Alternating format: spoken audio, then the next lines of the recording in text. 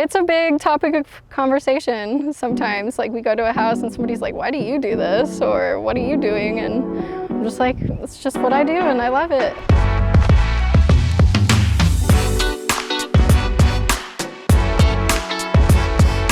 Hi, I'm Rachael Culda. I'm an installer with Renewal by Andersen. We just get to go and make a difference every single day. It's kind of nice. You show up to a house and everything's kind of old or outdated and you get to make it beautiful. I enjoy working with my husband. I think that's pretty fun. She can read my mind better than anybody, so a lot of times if I need something, she's already on the way with what I need. It's kind of nice to work with a spouse that you can relate to. He's really patient and taught me how to do everything I needed to know to help out, and it's been great.